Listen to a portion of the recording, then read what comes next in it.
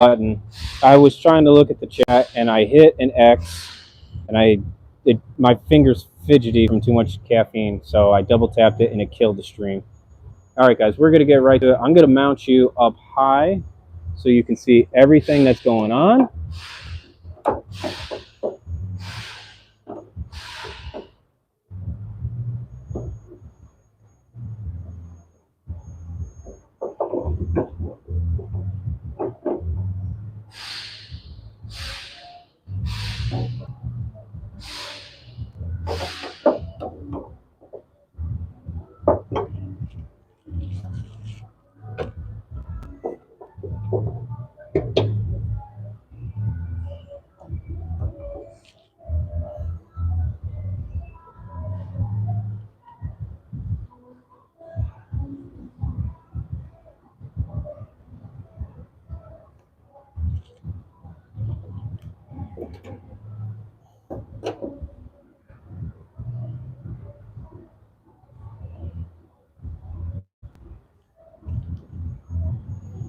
It's my fault. It's my fault.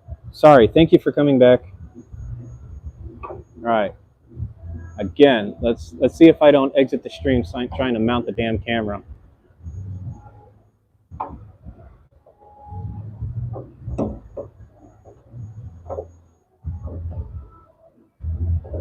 I like where this is going.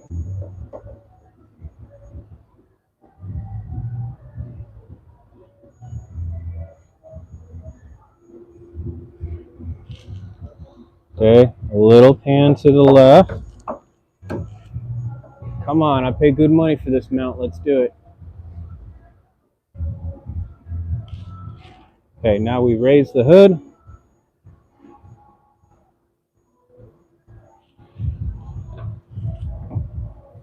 Oh, it tilted, son of a gun. And now I need my ladder to touch it.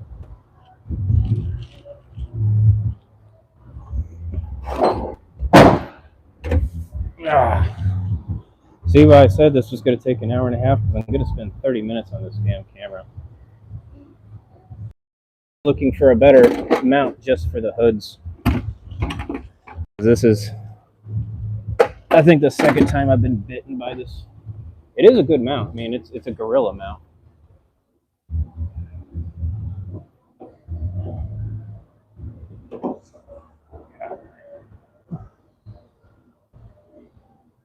All right, how much of that windshield are we looking at?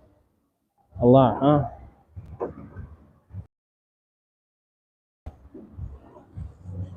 Yeah, if anybody's trying to say something, I can't freaking see it.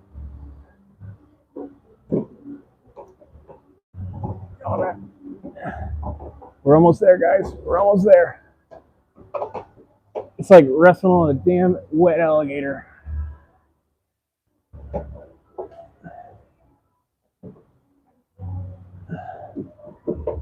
Balls.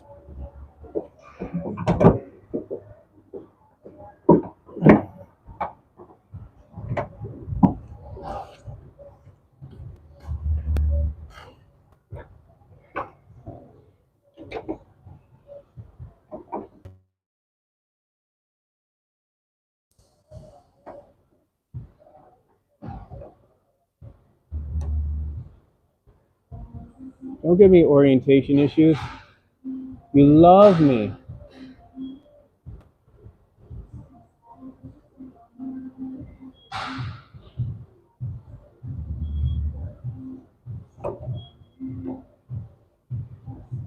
Yes, we're going to work with this, gentlemen and ladies. I only think I have 2 female subscribers, so if one of you are here, thank you for showing up.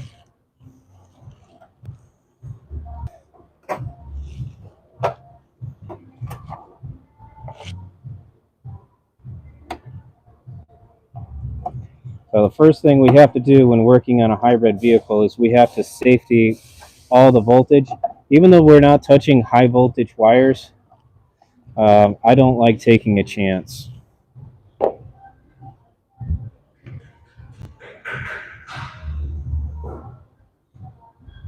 One, mainly because we can induce a flyback voltage and all that fun stuff. So we're going to disconnect our stop-start battery.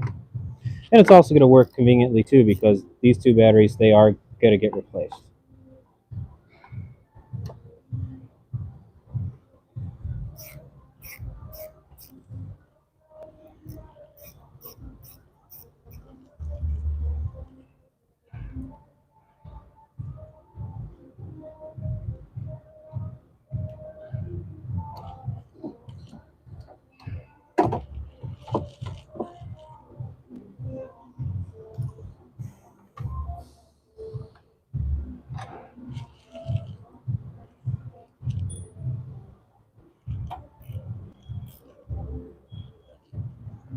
So, just to keep some conversation going while you're listening, I had a very interesting conversation with a viewer.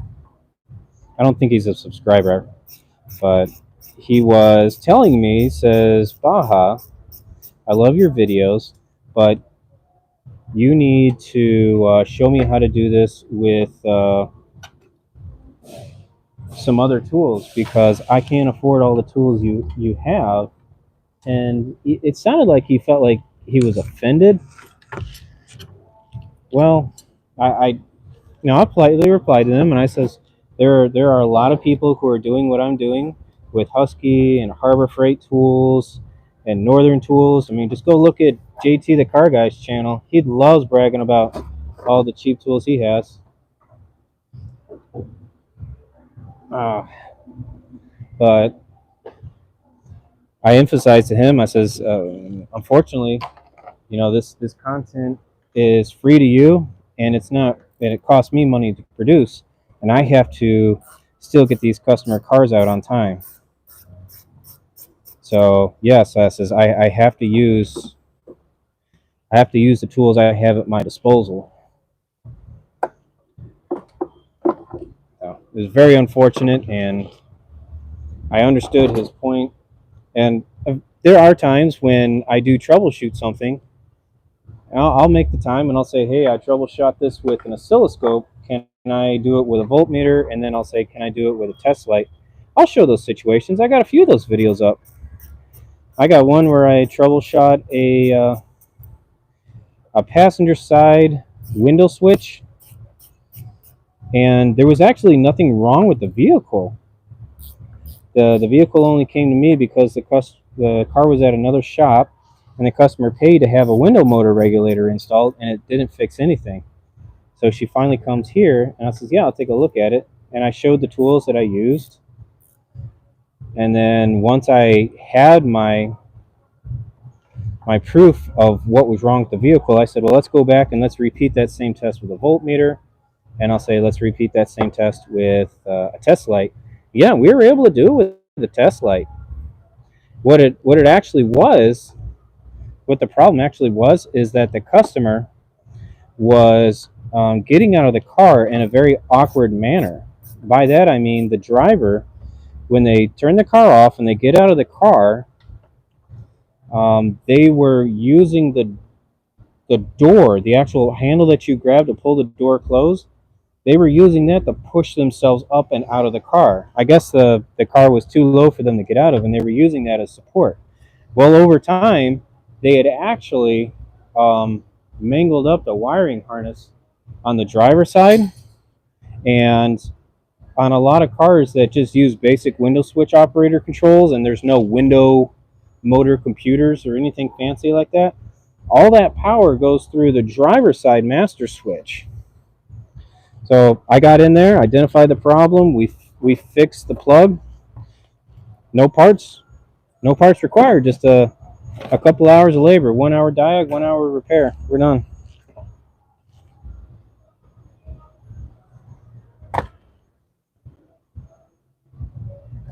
Now, it's been a long time since I've worked on one of these babies, and getting this belt off is a beast of a problem. Folks, read the book. I'm just going to tell you that. Don't take my video for straight advice here, because I'm going to take a couple of shortcuts, as I've already learned how to cheat death on this sucker. And oh my gosh, someone's already dicked this up pretty good. That's what I don't want to see. Yeah, this used to be a 15, now it's not. I'm going to have to find some SAE junk maybe to fit on there and grab that, because this is a lot of tension, and more than likely what happened is somebody used a 12 point on here and not a 6 point.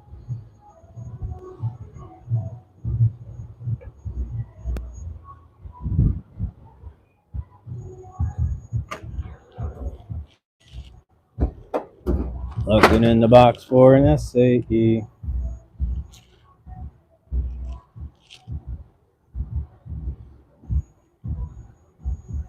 Oh, this is not good.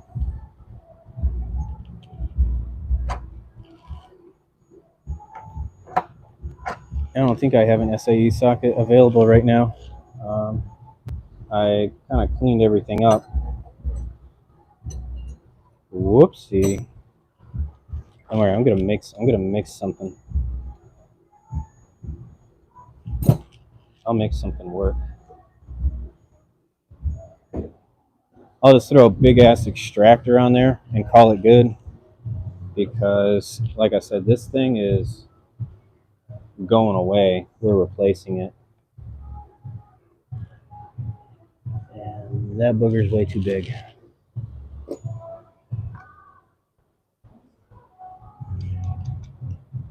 I'm gonna chance it.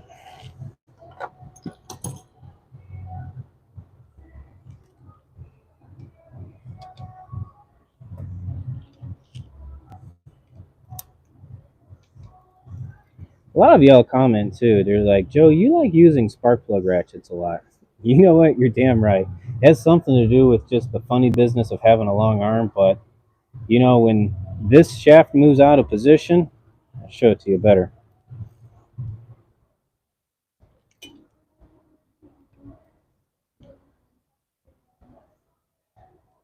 What I see what I like about this is my ratchet head is right here, and then I have the bend, and then it comes back out. This handle is still parallel with my ratchet head, but the force is up here on the bolt head. And, you know, it just could be, maybe it's just the way that I feel about it, but I've tested this before with regular straight ratchets, and they don't walk off the bolt. They don't, I call it cambering off. They don't camber out. And that's with using snap-on sockets too. So it's not a socket problem. It's just, I think it just gives me a sweet spot.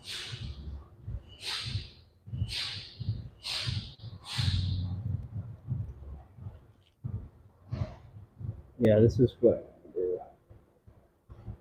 we gotta open her up, and there's a pin I gotta put in here to stabilize it.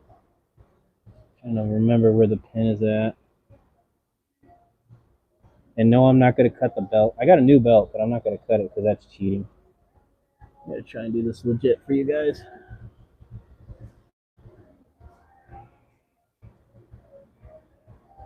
Where the hell is that? There's a pin that's gonna hold this open. I gotta put a pin in here. It's like a size 3 Allen. I'm not seeing the hole. I'm gonna get my new tensioner and use that as a reference.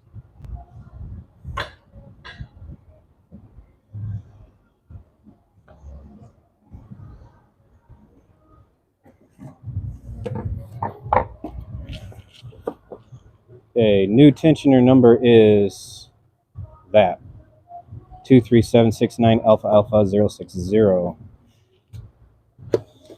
This thing costs more than a car battery.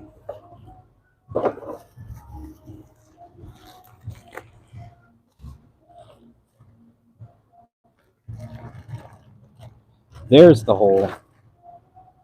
See, there's a hole right there. And the instructions will say, put ST, blah, blah, blah, through there. Honestly, an Allen wrench works. The ST was missing from day one. It's just a joke we have. Everything's missing from day one. Just put an Allen key through there, or if you can get a bolt small enough. I prefer Allen keys because it's at least a hardened steel, so it won't bend. A lot of those hardware bolts, they'll thin, they'll shear, and they got threads to catch. You'll regret it.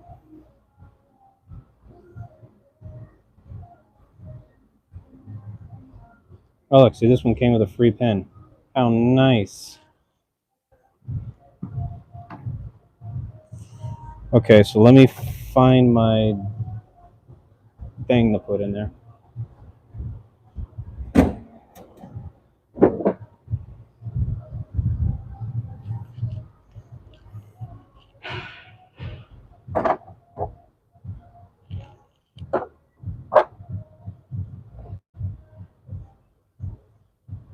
Four? Does a 4 fit?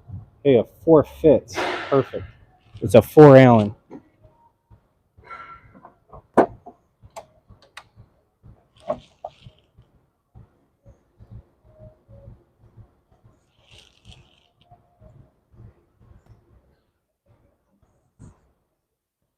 Okay, I see the holes now. So the orientation is like this, right? No. That's my orientation right there. And I'm gonna go for this hole right here. There's 2 of them. Okay. We want to go for the one on the left. So I open it up and then I stick that in.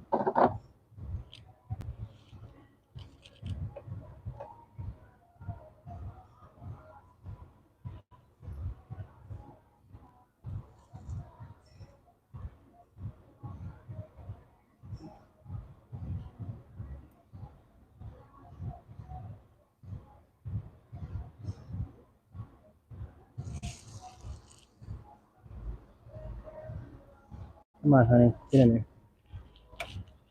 There we go. Okay, just like that. Now the tensioner's locked open, and there's 3 bolts in here that have to be removed.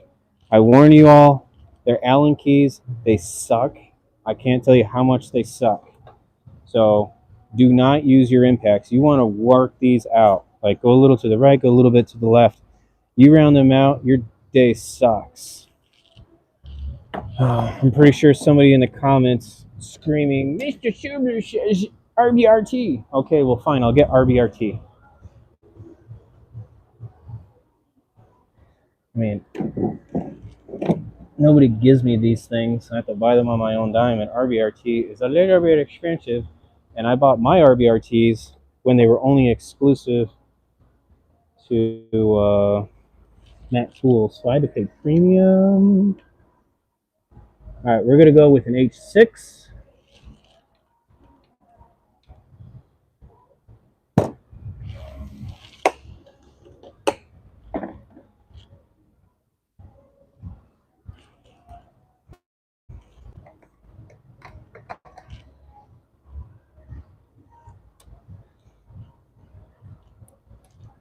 Ooh, that one was nice.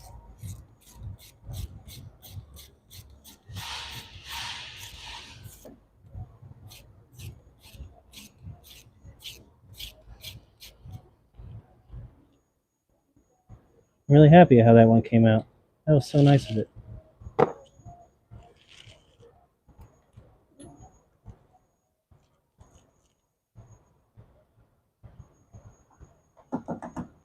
You gotta get them in there.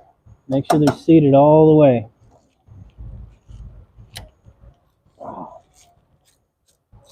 It's my lucky day.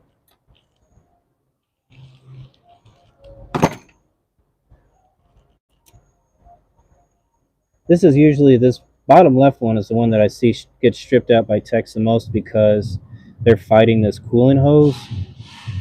And you know, it's okay. It's okay to put a little bit of a push on the hose as long as you stay in the middle. Just don't be pushing over here on this plastic lip or you'll break it.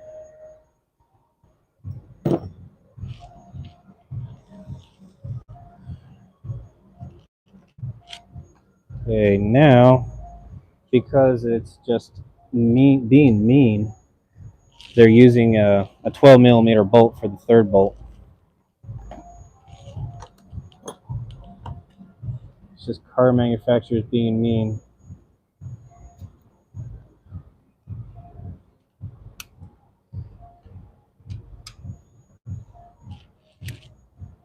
There we go.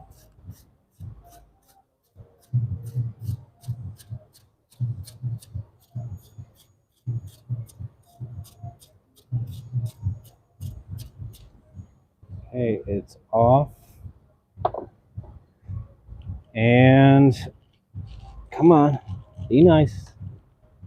There we go. So if you had to change the belt, this has to come off. Just so you know. But you can see right here, that's where somebody didn't have a socket seated all the way, and they rounded all my good stuff right there. Golly, there's so many Nissan tensioners that are all dorked up because people can't put a socket on right. Where's my magic marker?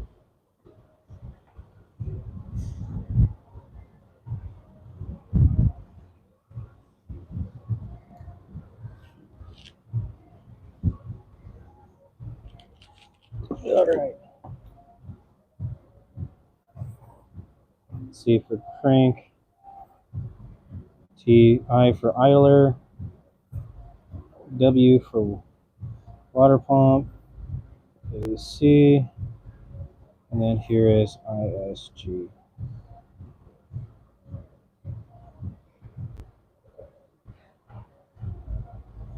Been doing this job for 10 years, folks, and I still draw my belts out. Why? Because it's hot, I'm hungry, I'm thirsty. I'm going to put that thing on there stupid. I know it.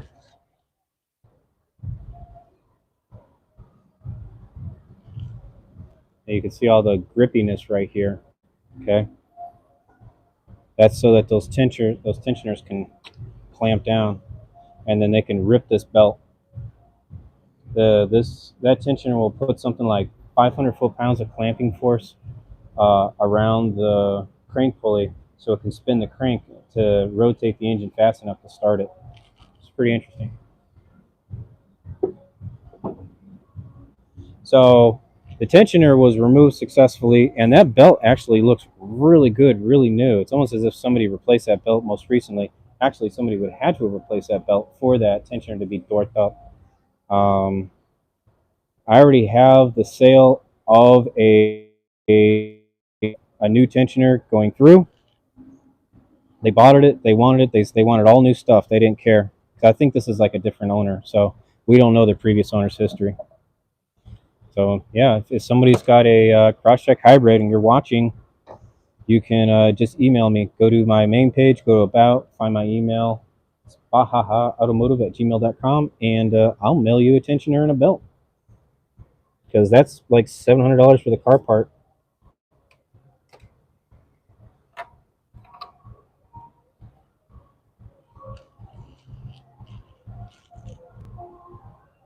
This is the part of the ISG that I'm not happy about, is we have this big charging cable that lays right over top of this contraption.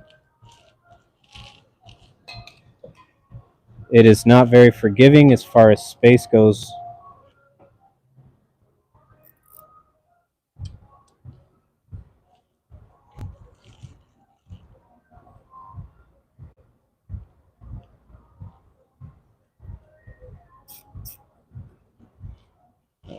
We're going to be nice to it.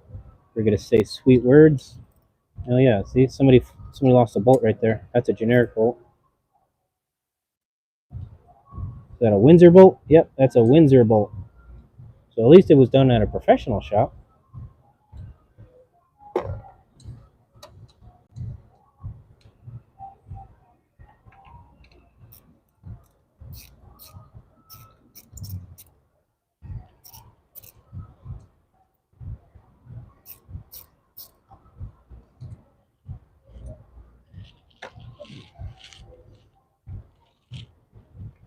And disconnecting my AC compressor power.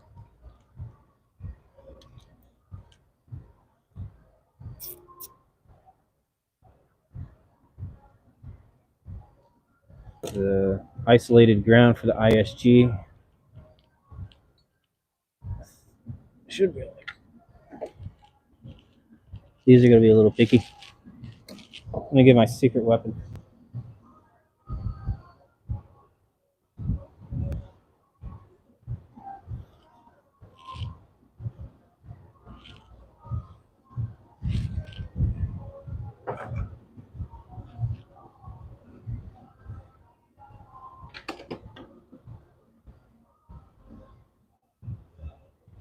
I'm coming back.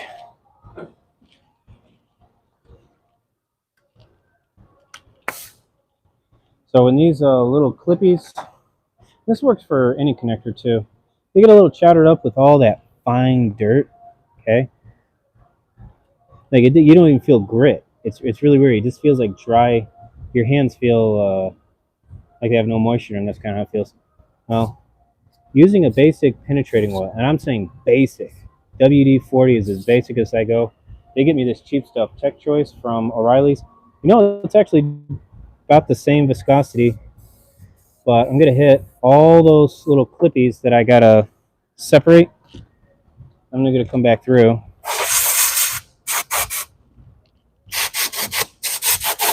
Blast it.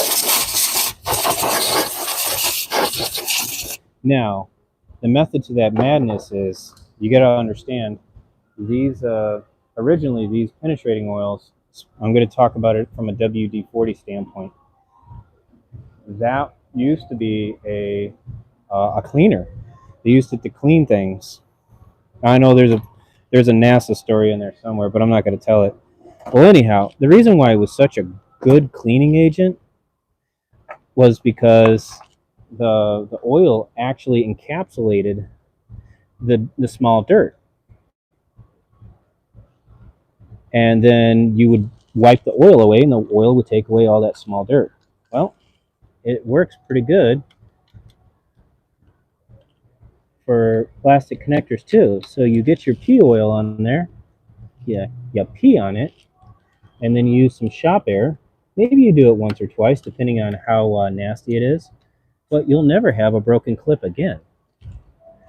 And you just go back over it when you're done with some brake cleaner to fix it up.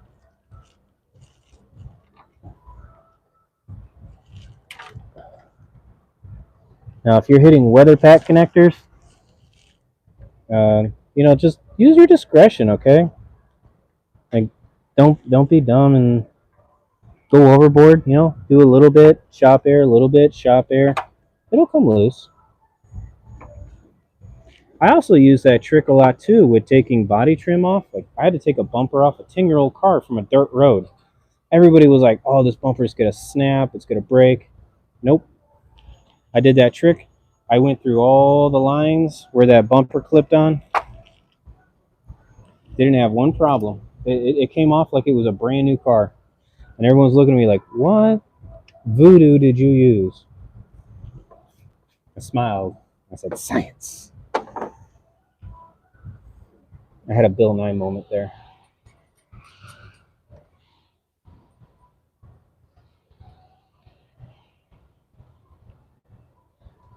Okay. That nut has a crush washer built, or I'm sorry, there's a clamping washer there. I hit you. You're good. Watch our AC lines. Use that as a counterweight. So when the wire falls, all my tools fall. I got to keep you all in suspense, Oh, hey, that was loose.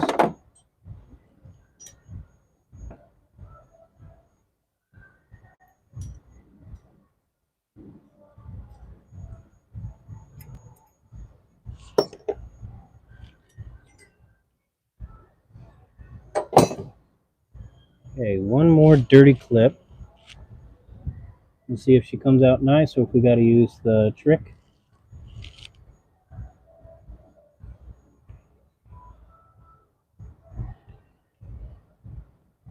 There we go. Came out nice.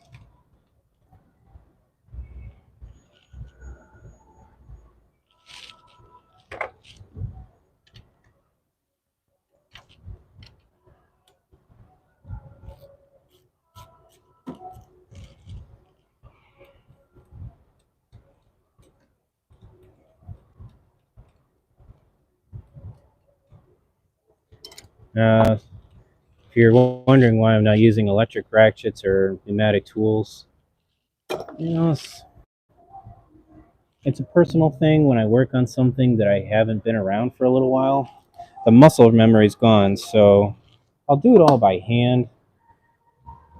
So that way my mind knows how to put it back together. And it's a personal thought process. You know, you give me a speed gun, man, I would have had this whole thing apart, and I would have been like, where does this go?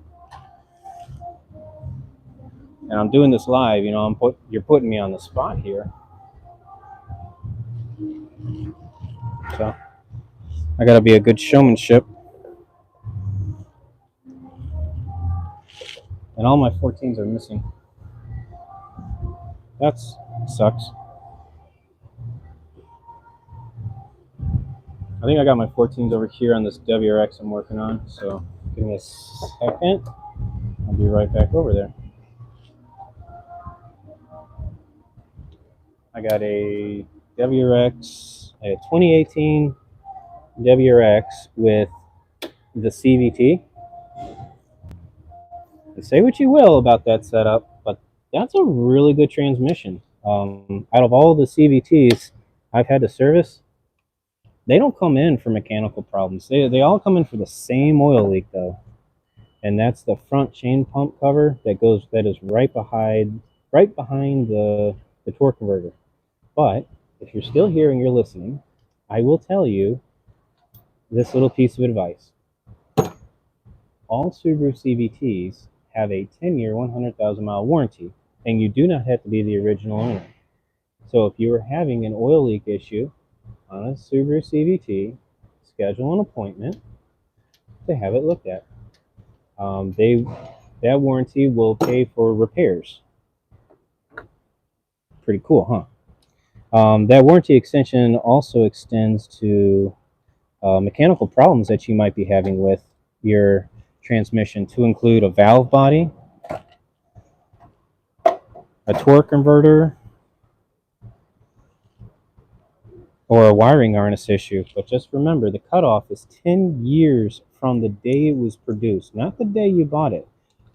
And for some people, you are right on the edge if you're putting this off, because there have been times when somebody says, well, I bought the car on this date and it was brand new. They literally did. I believe them. And I saw the records. They bought a brand new car with 10 miles on it. But unfortunately, it was produced 2 months before they bought it. It means that car was on the lot for 2 months. Sad story. But say what you will about my brand. They are trying. They are really putting in maximum effort to help people out and to be a good sport about whatever problems they have. They listen. Maybe and the dealerships, they're not the evil guys. Well, there are some evil dealerships, but they're run by evil people. I say that. They're run by people who are not Subaru people, and they don't care. And yes, those people deserve a very unhappy ending. Hey, this is out. We're done. So let me get to my point about the dealership world. And this sometimes is hard for people to wrap their head around. And that's okay. That's okay. It took a couple times for me to understand it. But see, a dealership, and this goes for all dealerships, a dealership buys the right to sell the car that's on the sign. So our dealership, for example, we are a Subaru dealership. We had to buy the license, like a bartender has to buy a license to sell beer. So we get vetted, the owner gets vetted, and they build a facility that meets Subaru's requirements. And that owner is responsible for having a minimum of trained people on hand, for how big they are. Now, we're a 20-bay shop, so we're required to have 2 senior masters and 3 certified techs. I've seen some other huge dealerships on the Subaru side. They're required to have 5 senior masters and 10 certified techs. So it depends on how big the shop wants to be. And if you're in another brand, you can use Ford, Nissan, Mitsu. Okay, if you're certified, if you're a master tech in that brand, you're master certified, senior master certified, and you see one of these other shops that are shorthanded on their requirements, hey, go in there and mark up your labor rate. Okay, I know a few people who got real lucky. They found a shop that lost all their master techs, and if that shop doesn't get master techs back within such amount of time, they can not really get penalized, but they'll just be bothered a lot. And you have a very, very good negotiating position, if you catch my drift. So I think I got on a tangent there. Let's go back to dealership versus manufacturers. Where am I going with the conversation? So I told you that if you want to own, if you want to sell Subarus, okay, if you want to sell Subarus, you have to contact the manufacturer. The manufacturer has a zoning where they put so many dealerships in so much of an area because they don't want them to compete too much with themselves. So in my area, my neck of the woods, this county is allowed to have 3 dealerships, and they have to stay so far away from each other, otherwise they'll compete with each other, and Subaru doesn't want that because it'll put one of them out of business. That's why sometimes you see dealerships in some really weird areas, is because they have to stay away from their brother and sister stores. So now that you've been vetted, and now you got your location, you're zoned, you build your building, and you build your building based on the agreement that you made with the manufacturer. Manufacturer says, I need a 10-bay shop, a 20-bay shop, however big shop, and you can negotiate that. You can say, you know what, Subaru's a blowing up brand, everybody loves them. I want to invest, I want to double down on the brand, so I want to put a 40-bay shop, right? And they'll say, then your zoning will change.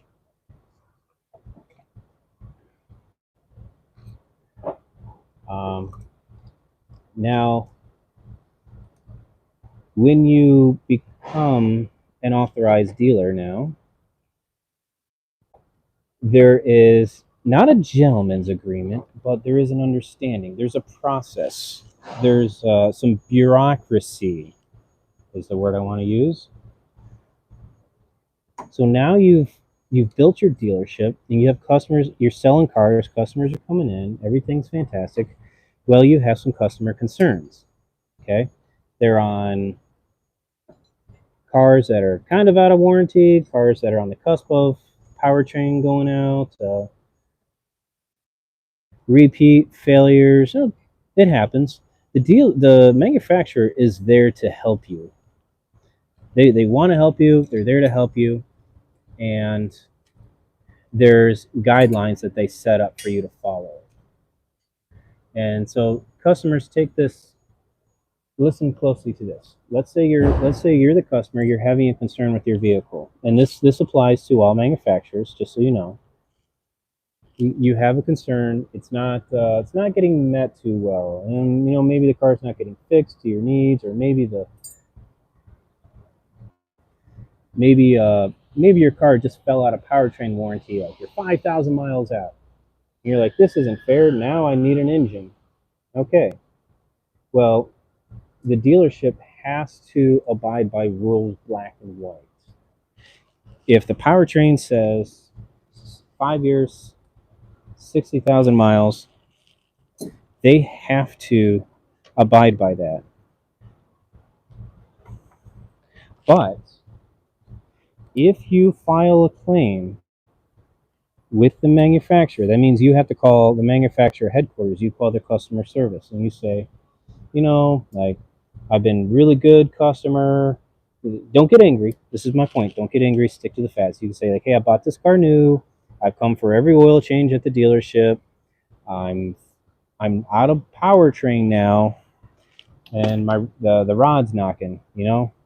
Okay, well, that opens up more leverage for the dealership because now you have asked the manufacturer to help. This is a good thing. You're not actually causing the dealership havoc because you're initiating an outside claim. This is good. So you do that. You talk to customer service. You give them your records. You tell them the story. Try not to be a dick. All right. You know it's really hard because you might be on hold for a little while, or you might have to call a couple times, or maybe they call you back. Whatever the situation is, mind your P's and Q's. Be calm. Don't be a Karen because you're asking for a favor. All right. It's like kind of going to the Godfather. When you do this, you talk to him like the Godfather. And then after that, they say, okay, we're going to look into it. And you have to trust them. You have to say, thank you for looking into it. What they're going to do is they're going to call that dealership up and they're going to ask them for the records on your vehicle. They're going to validate that this car has been maintained correctly. And the dealership will send them all that information. Somebody more than likely who's miles and miles away will do an investigation on the vehicle, and if they have to send somebody, they'll send somebody.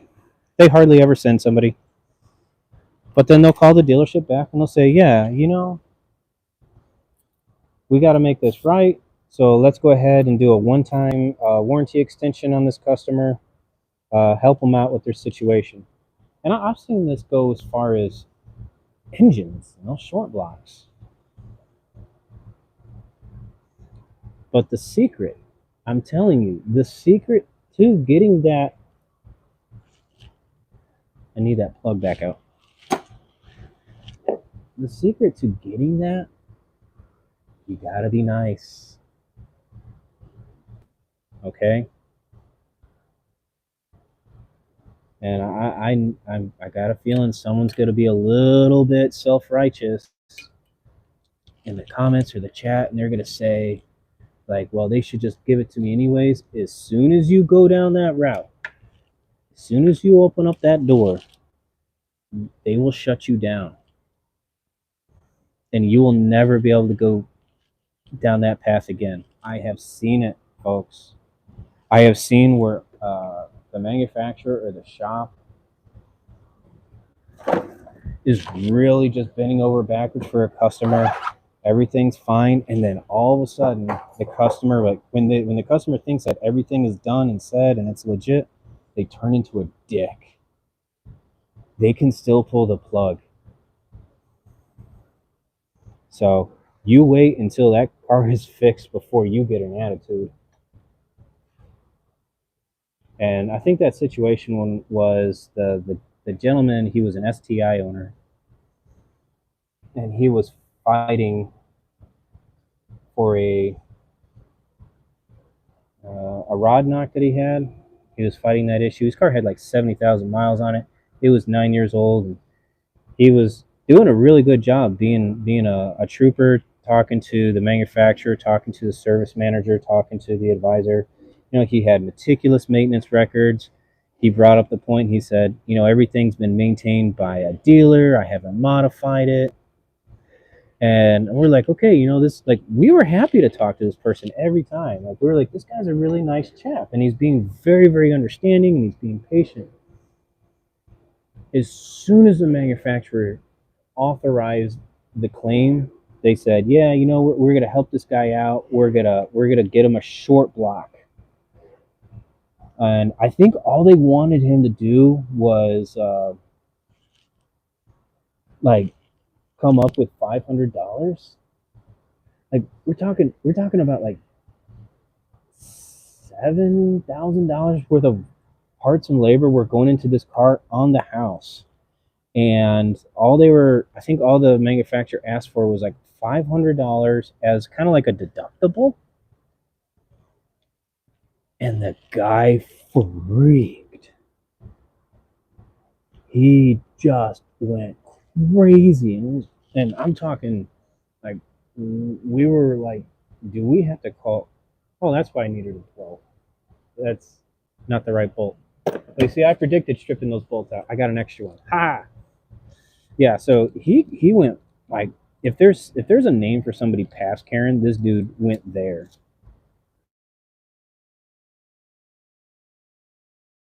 And I was kind of working on that job too.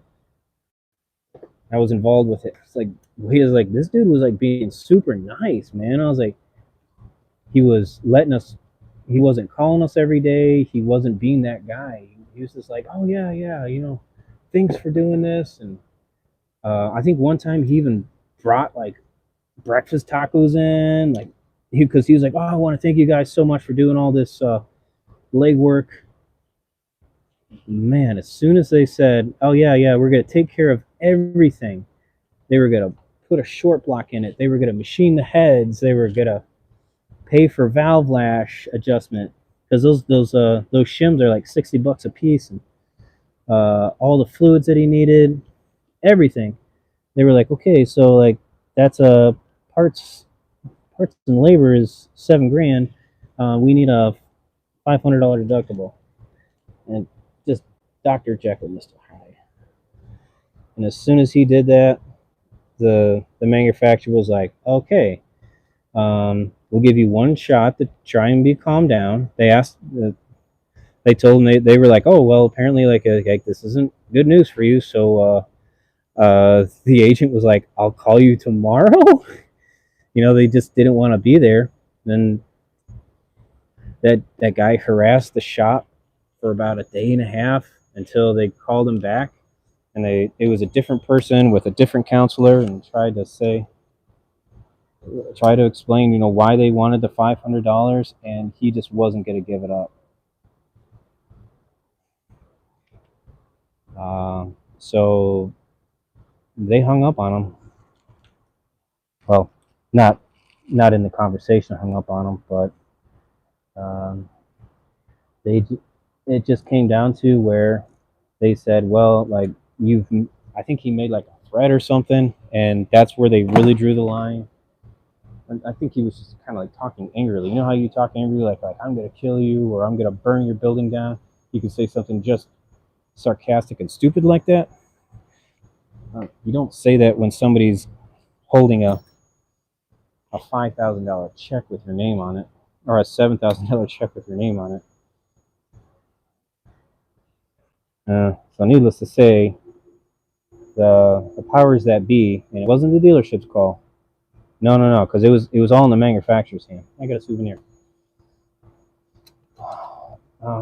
They just said, like, just go ahead and pack up everything in that guy's car. Give them 7 days to come get it. We're gonna call it done. And we asked, like, what the issue was, what was going on. They just says, no, like, he's kind of being weird. Like, they didn't like what he said and what his attitude was. And I heard it through the grapevine that he had said something very, very rude.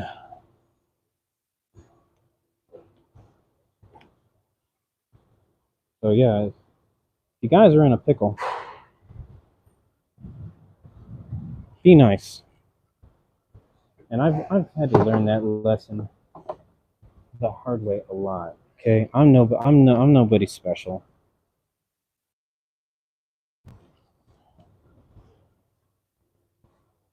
I went through my years of being a jerk.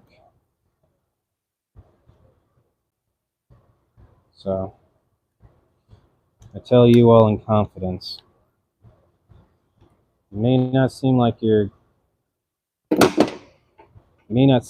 kindness is getting what you expect out of life, but I'm telling you, if you just keep giving it your best, someone's gonna come looking for you. They'll take care of you.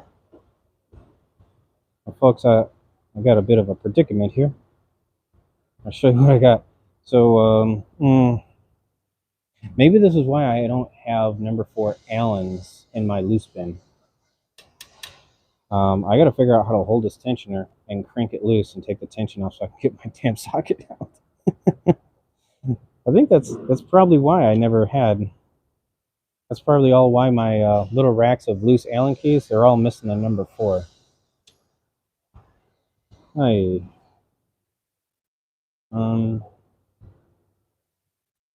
don't want to put it in a vise because I'll screw up the bearing. That's not good. Something's got to hold the base while I stoogish.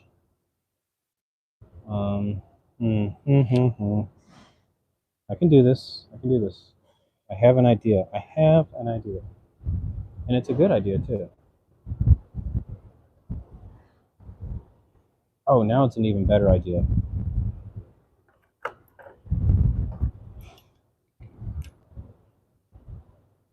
Okay, here's my idea. And I'm not moving the camera. It took me like 10 minutes to set this thing up. So, sorry, I'm going to do this off camera. But I'll show you what I'm going to do. I can draw a straight line right there in my head. Or I can draw a straight line right there in my head. And I got 2 really good bolts here that are trashed. So I'm going to put them there, like that. Ooh, maybe I can do that. Yes, yes. Something like that. And then I'm going to clamp that to hold these bolts in place on a vise. And it's going to act like it's mounted to something. And then I'll be able to torque it loose. And I'll be back.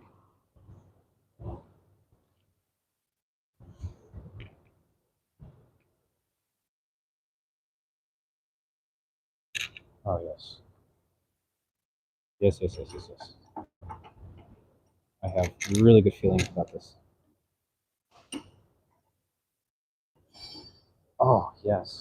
This idea is going to work. Open sesame. Don't hurt me.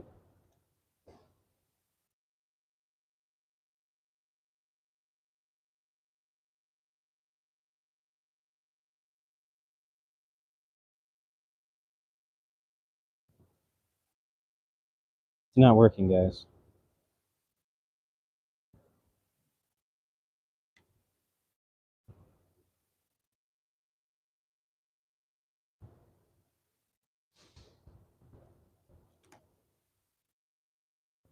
All right, I'm going to maybe try a different angle.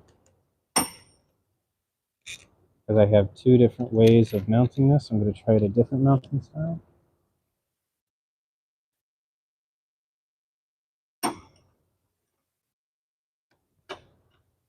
Okay.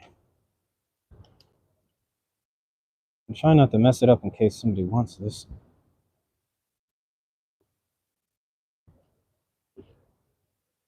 But if it's got to die,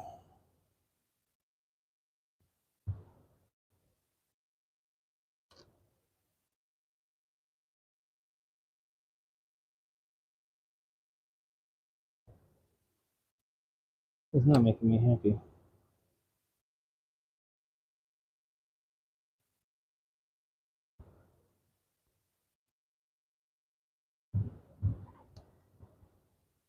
Why is it?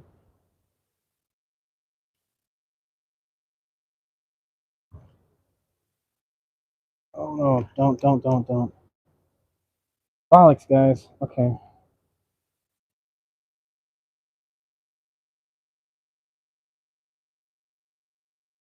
Something.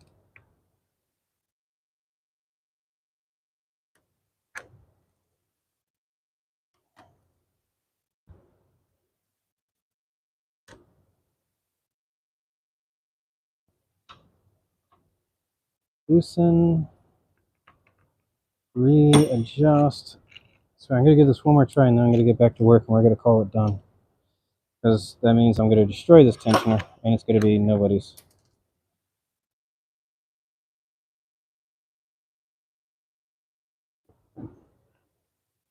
How the hell? Okay. Oh, now my socket's stuck on there? Not cool, man. Alright.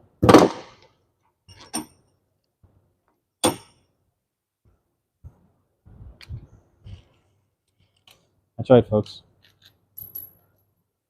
I really did try.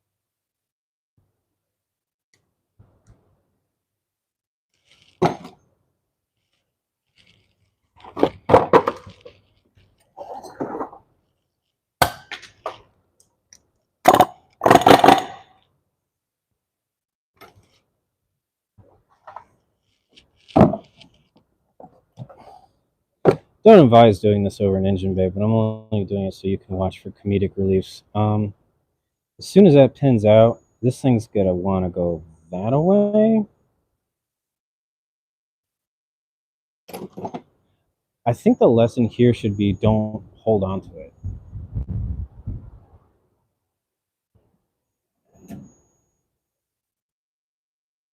Yeah, so I'm gonna use my angry pliers to hold on to it.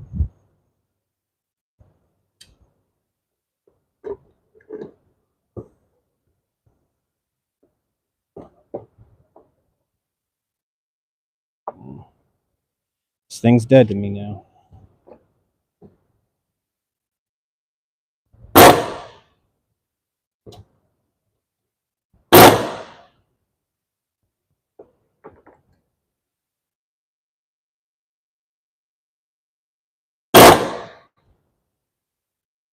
Well, I broke something. You saw pieces fly, right?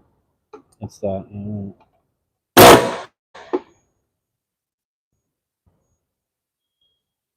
I'm gonna do this on the ground now. Things are exploding.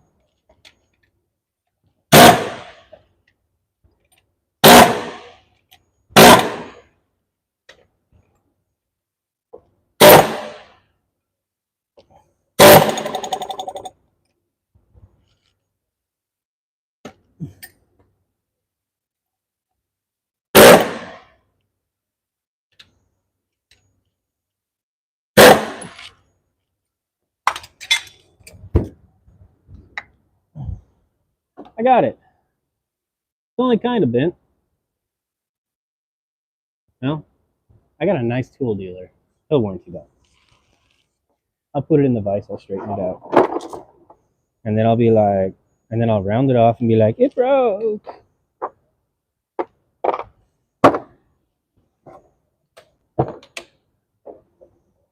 Oh, come on, don't tell me you guys never did something shady.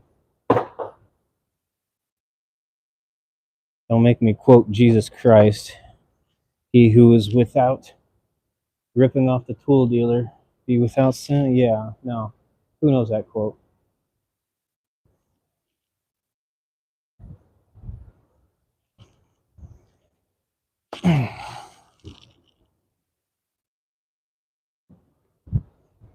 Okie doke. So let's move along. Here's our new battery. It is going over here. This is the start-stop battery. It's a 500cc Air SOA 821 B5 Hundo.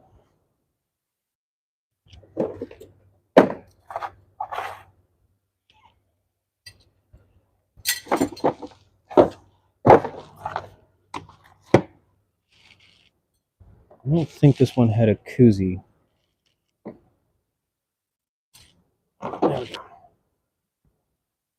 Oh, it did have a koozie. All right, I see it.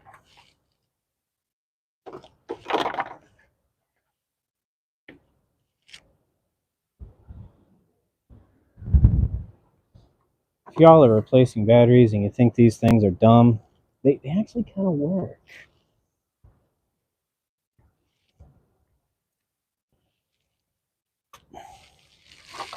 Battery koozies are kind of practical. They do a good job. They help in the high heat, and they help in the cold. They just help regulate the battery temperature.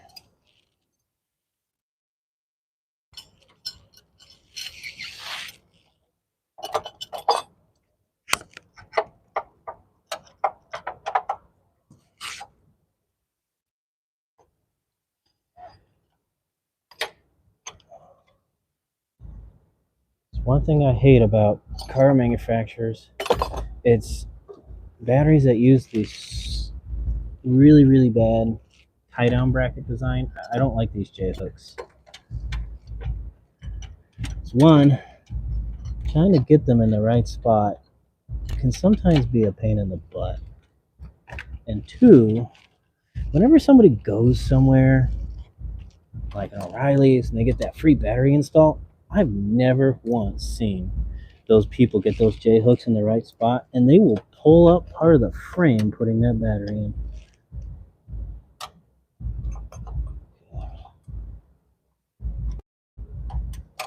I will give. Am I still on mic? Is my mic still good? I can't tell. Do I have a green light? You're gonna mix it. Okay, good. Still got a green light. Fantastic. Yeah, so I will give kudos to Ford. I worked for Ford for a little while. I do like their battery hold-down bracket design. I like how it holds the feet of the battery in place with that little wedge. I like that. The reason why I like that is because these hold-down U brackets, people always get them too tight. And when they're too tight, they crack the battery, or they don't allow the battery to swell up. Batteries, they change in size by a couple of millimeters all around. Kind of like how your foot expands when you go running. That's why you don't tie your shoes so tight. You have them just a little bit on the loose side, because after you start moving around for a little bit, your foot swells up.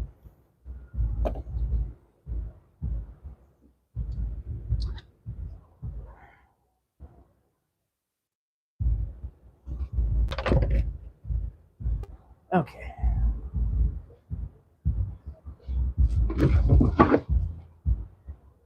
Oh, man. Are you kidding me? We have a parts department problem, folks. Hang on. I'm going to go and see if they left the part out for me. We're missing a battery.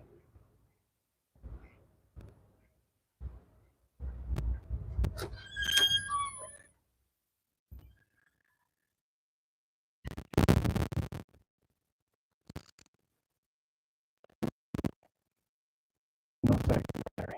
Dang it.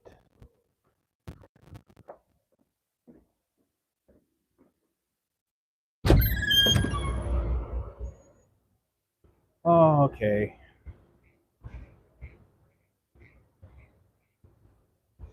Missing a battery. I don't like that.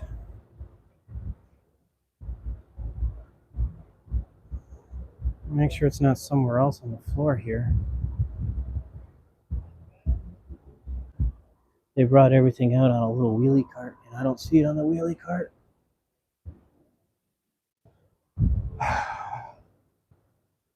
Sucks. Okay, so the old stupid battery is going to go in here. Luckily, this one is just the auxiliary battery. No big deal. But, hey, I got the battery. I got the parts list here, and the parts list says 2 batteries. I don't see 2 batteries.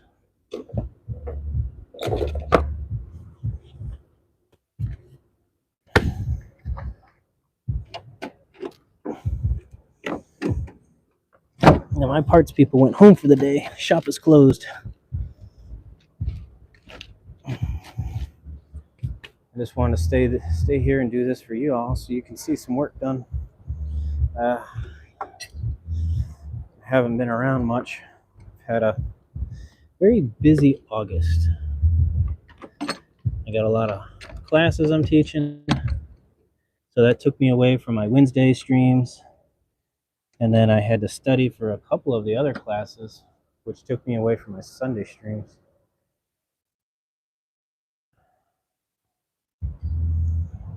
I just got to give you guys something. Can't leave you hanging like this. Yeah. Milwaukee's probably only got 5 more minutes left on the light, but we should be done very shortly. You'll notice I haven't hooked up that battery yet. Okay. That's good. Because we're gonna hook up this battery first. And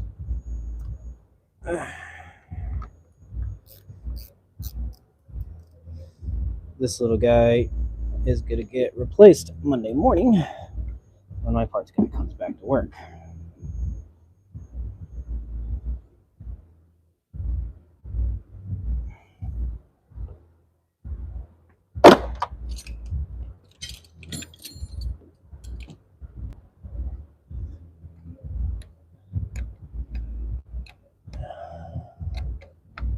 Yes, yes, yes.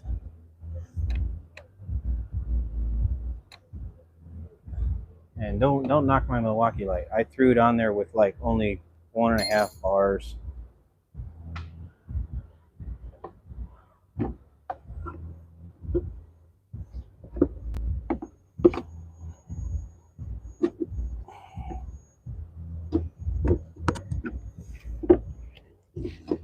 There we go.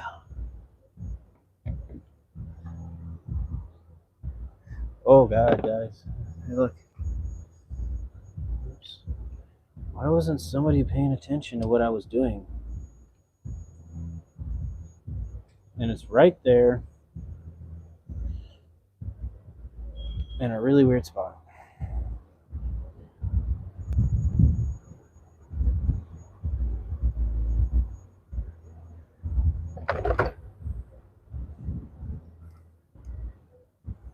I know. Show's almost over. Socket's too big.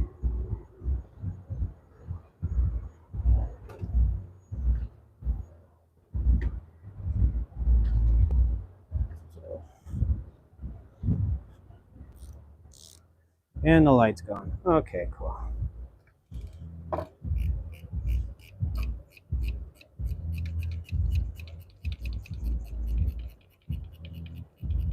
Go, go, go, go, go.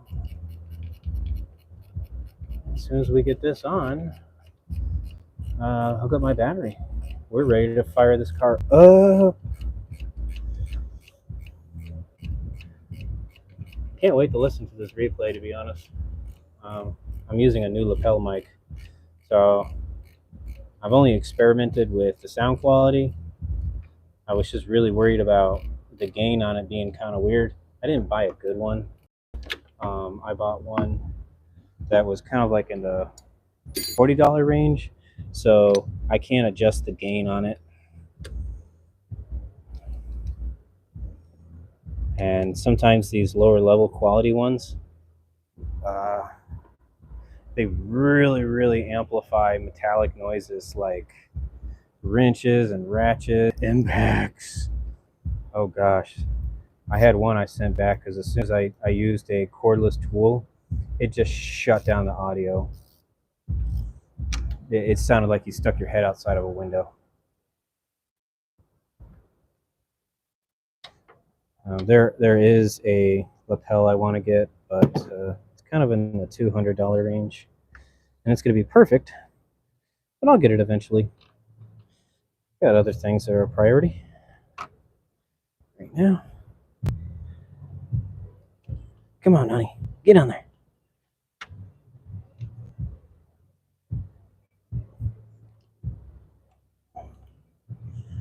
There we go.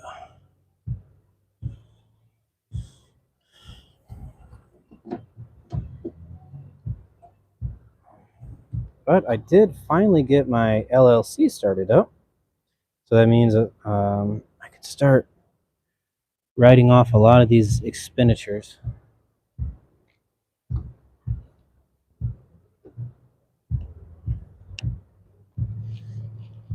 Come on. I would really like to see that on that terminal just a wee bit better. I like to see my stuff get all the way clamped up. I'll lock all it up. Yeah, I'll turn all the fans off. You okay with that? Yeah. You too. Enjoy it.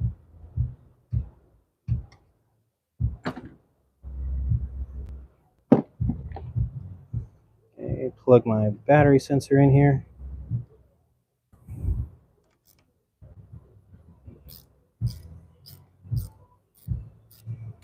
Not too tight.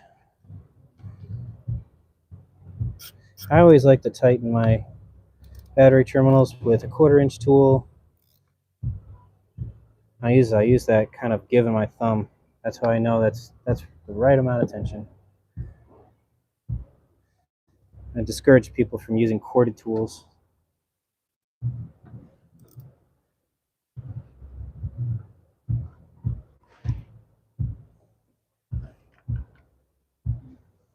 See that message right there?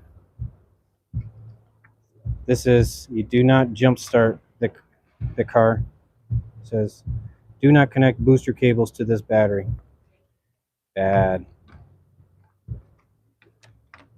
Because again, it's that battery over there that starts the vehicle. Oh wait, this is the positive side.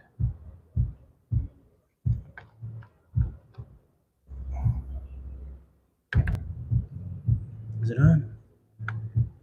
I didn't hear it click, but it's on.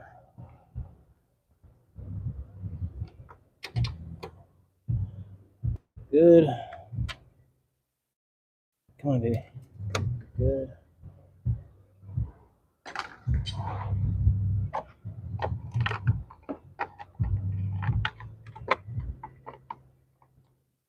Okay.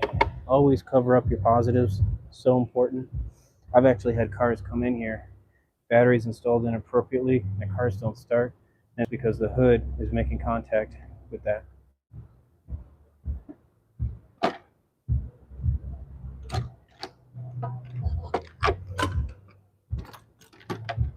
I like to save these are nice caps that come off that terminal. I like to save this stuff. I have a little drawer of all these nice, good battery terminal caps. They come in handy when you're working on cars.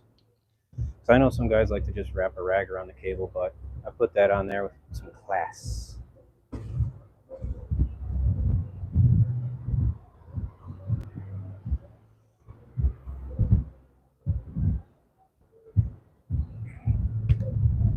Shameless plug, not a sponsor, but man,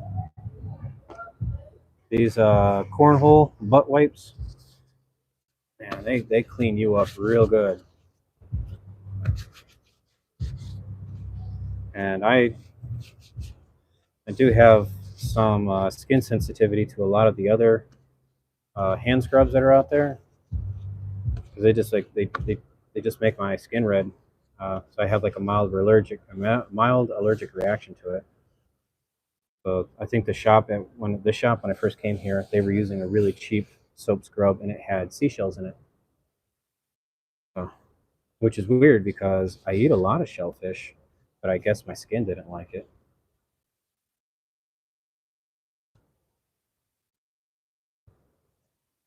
So now we're using walnut and peach pit.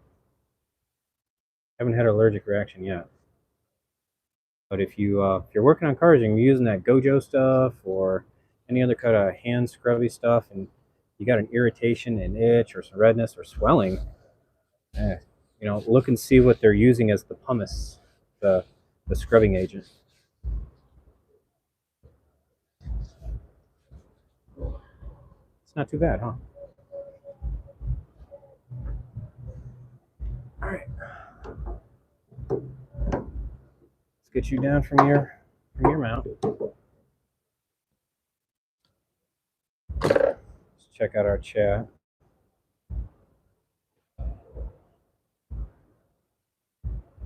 View chat options.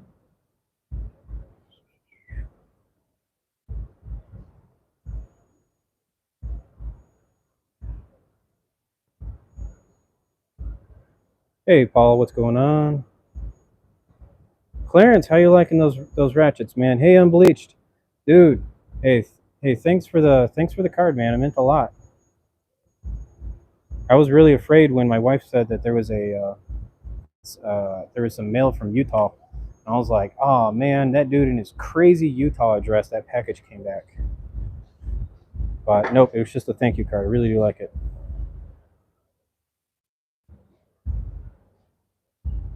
Hey, Katie. See, I told you we got a grill in here. Because you're one of my 2 or 3 female subscribers. Thank you. All right. Hey, we had the car powered down for a lot, so I'm just going to put it on a key on engine off condition. Let everything kind of figure out what it's doing. It's almost like the start of a throttle body learn procedure. There's actually no throttle body relearn in the computer as far as a laptop goes. The car is supposed to do it automatically. But some people have said that they've had some really, really good. This comes from like engineer side of the brand. Is they say that if you've had a complete disconnect on a Subaru, the best way to do a throttle body relearn is to go key on, engine off, so everything's powered up, the throttle plate opens up, and we turn her back down. You're just going to give it a 5 count. You're going to get it back on. And what that does is that allows the throttle plate to find its high and its low point. Because if we just went straight to a cold start, it's not going to get that ability, and then you have to let the computer try and do the learning while the car's running like crap. So this gives you an edge.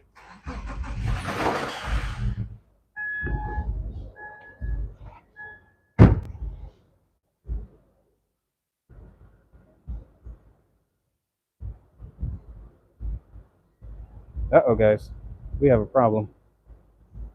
That belt went on right, but now that belt's broke. What the hell happened? It was good. Bummer, dude. All right.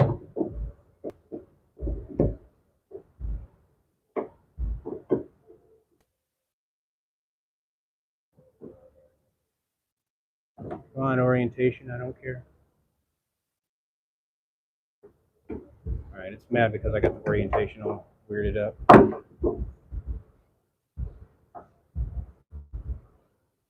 Want to be like that? Okay.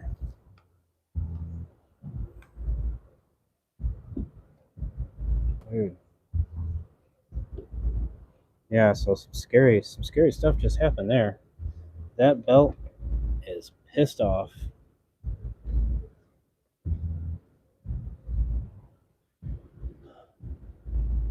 Looks like the ISG ate it. Okay.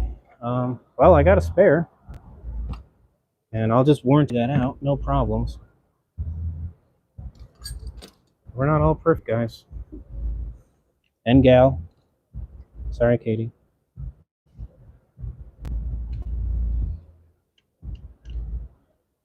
The old belt was still pretty good. I'm going to put it on temporarily, and then I'll just get another one ordered.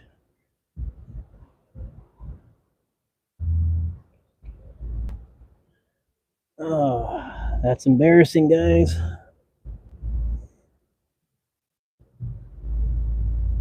Not even the best of us. We have problems.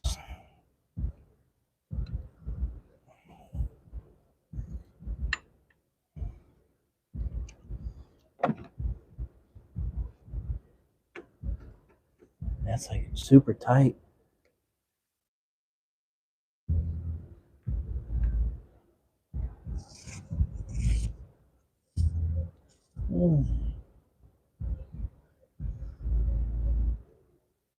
No, I did not secure my tensioner correctly.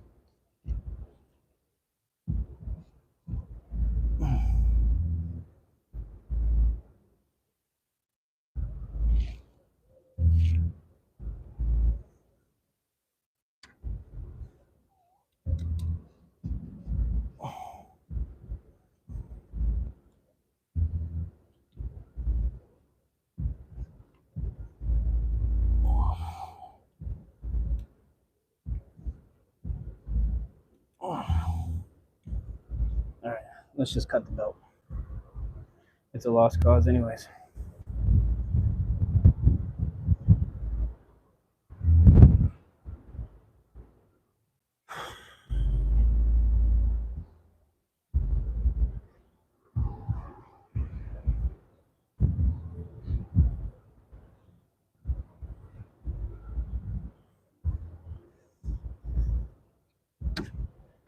no, don't do that, Joe.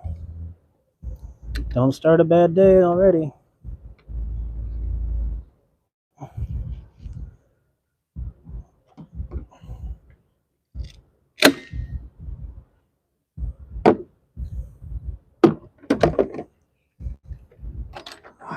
Look at that.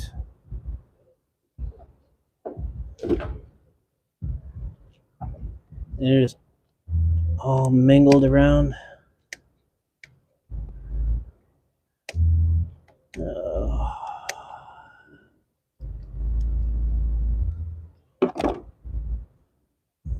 You know, it's a good thing though. Doing this live is I get to review my footage and I actually get to check and see if I did screw that belt installation up. Did I route it wrong? Was it off a rib? No, that's the only thing it could be. It'd have to be off a rib somewhere.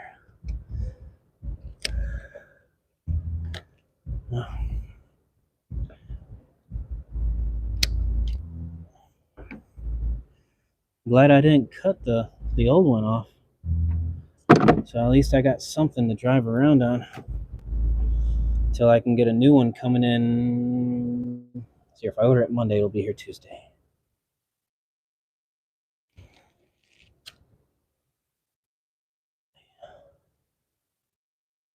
So if you're a customer and you're watching, hey,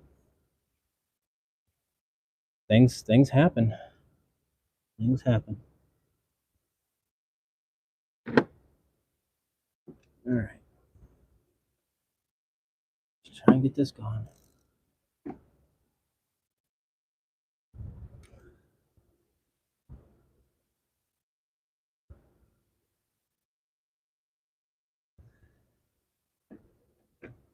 Okay, so I think I got to do it.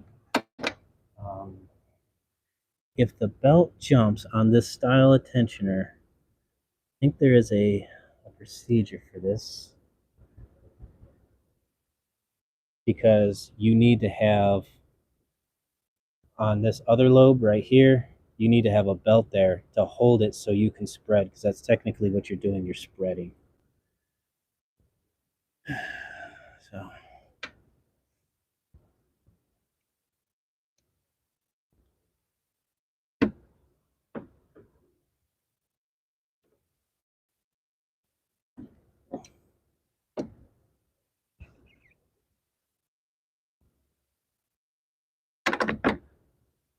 there is a way.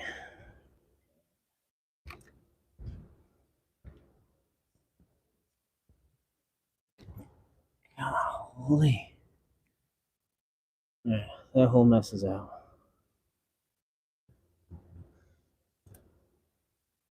Okay, so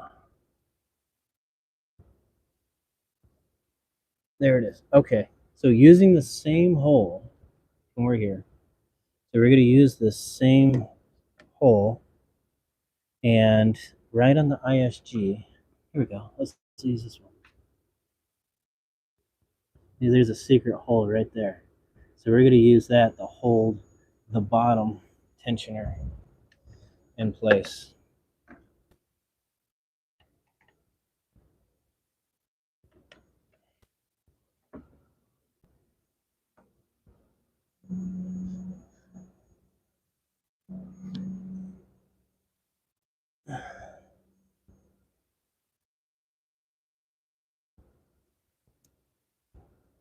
Nope. You can do it, sunshine.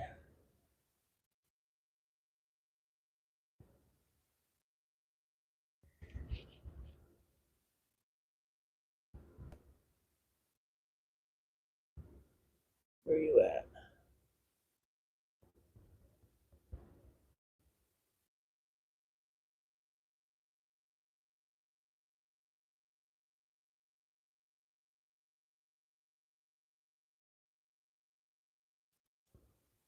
Got it. Okay.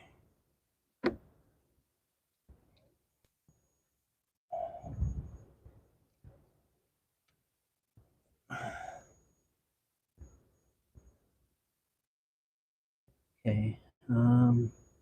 Oh. I gotta use the other hole. Okay. All right. All right.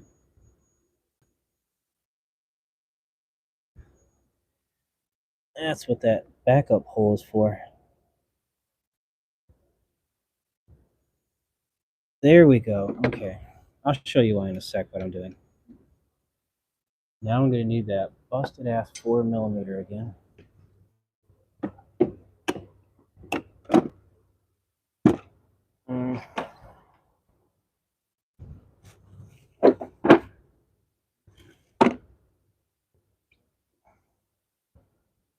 Hopefully it still fits.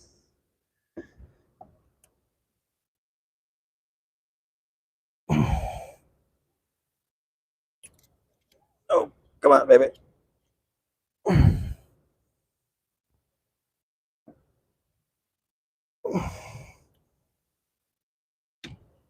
All right.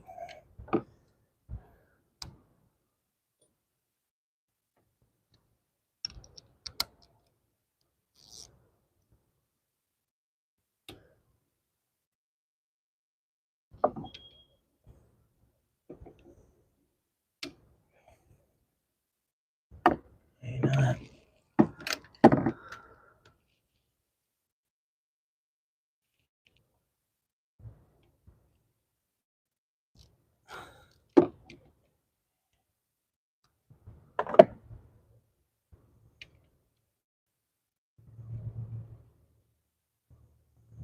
Maybe I'll just put that in my arsenal of lessons learned.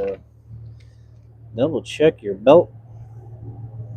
I'm wondering if maybe the rib jumped right here on the ISG when I was putting on the tensioner. I wonder if the tensioner just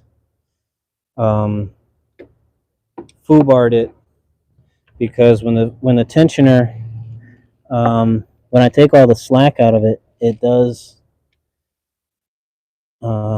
put a lot of strain. So if the stars were not aligned, there's my problem. And yeah, just a bad post check.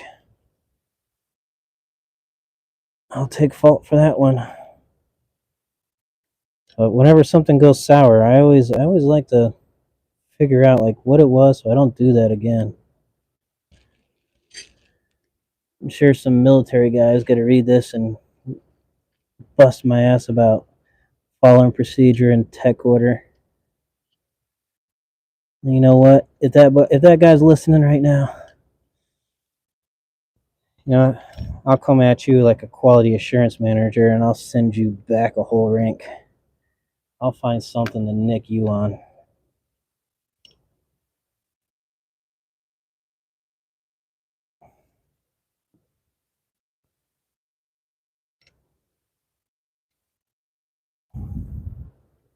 Come on.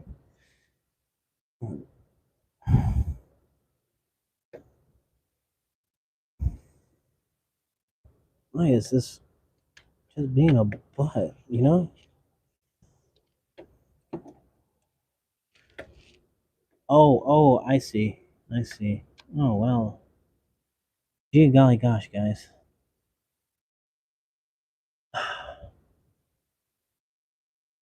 Another. This just all sucks. So, that third bolt just decided it wanted to railroad into the back of this tensioner. So, I think I got enough room that I can just walk in the old belt. I can work with this.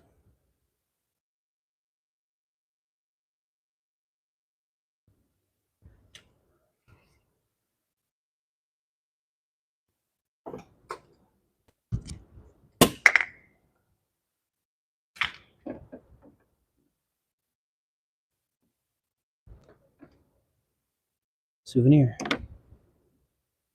No, a lot of souvenirs in here. I'd rather it be this belt that sounded like the damn engine blew up. Okay. That's on there like that. We're good. The great part is, on Tuesday, I'll get to take this off again. So 3 times I'll be super proficient at it. How many times have you guys had to do something 3 times on a car? Never fun. It always takes longer and longer every time you have to do it again.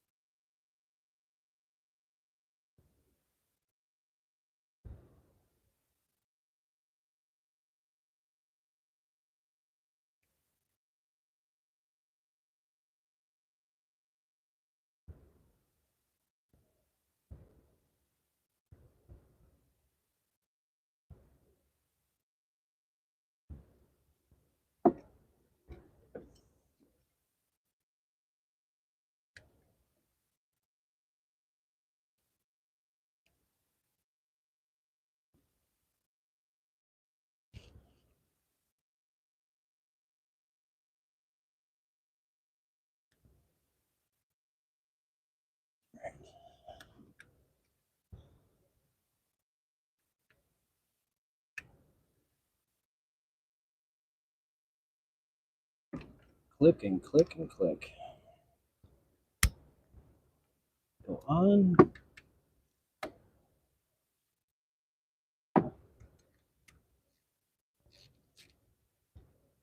And on.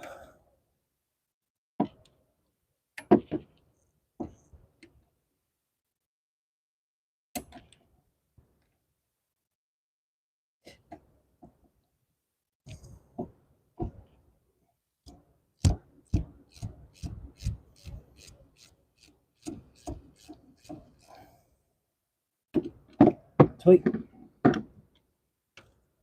Tight. Tight.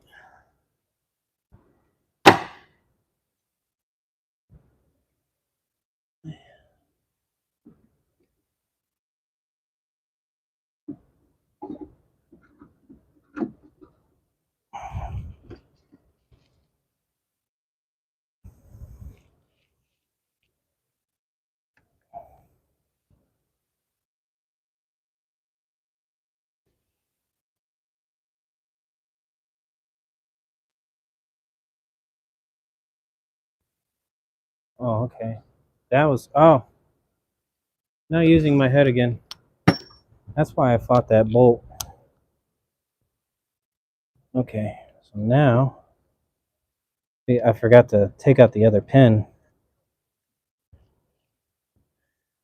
There's 2 locking pins now. I only need 1. This one comes out. Ta-da! Hey, now I can see that bolt. Golly, you see how things can always can go longer the second time around? Frustration sucks.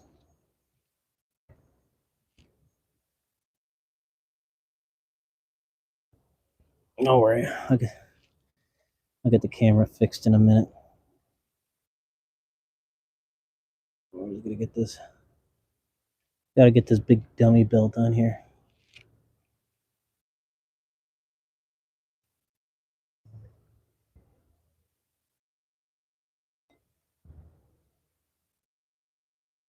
Come on, you. Go around the water. Go down and go around. Perfect.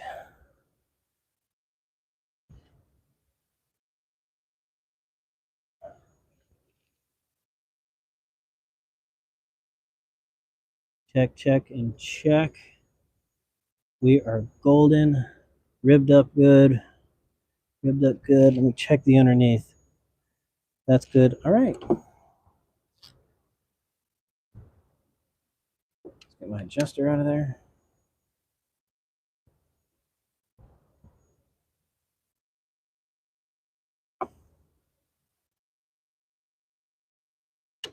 Okay.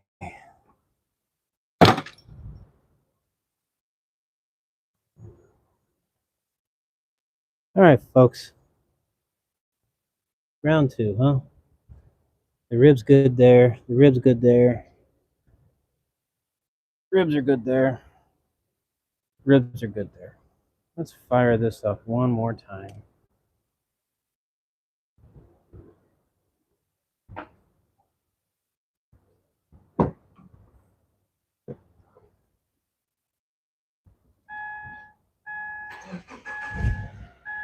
Hey, sounds great. Hybrid system's on. We're gonna have to let it idle for a little bit. And my hybrid battery is now charging up. That's good. The ISG is in charge of recharging that battery, so we're good, folks. I'm gonna go give people the bad news. Tell them that I need the car till Tuesday so I can get another belt. I'm gonna have to buy them a belt, but that's what owning a business is all about. You know, you win some, you lose some, and you get set back a little bit. But I am really happy though that I did quote a belt in the original purchase, or I'm sorry, I'm really happy that I did quote a belt on the original quote. I have a backup, so that's the silver lining here. I want to thank everybody for sticking around. I know that we had some good spots, some bad spots, and a hilarious cringe there at the end. But we're all good to go. Let me know if you need anything, and I'll check in on my comments, see if we got anything there. Oh, Dad's Garage, how long did you work on Subarus? Yeah, HVAC, what are you talking crap about? The only real Subaru tech is working on real Subaru. Thanks, man. All right. I'll see y'all in a few days. I'm trying to find me a wingman to go up to Subi Fest in Dallas. I don't want to go alone. My original wingman fell behind. So I got to go dig somebody up. See who's local, because it's going to be from San Antonio to Dallas with traffic. That's going to be 5 hours there, 5 hours back. So it's 10 hours of driving, and I don't want to do it by myself. I've already driven to Dallas like 4 times this month. Well, no, I shouldn't say this month, but the last 30 days, I've been to Dallas driving, and I'm tired of that drive. So, peace.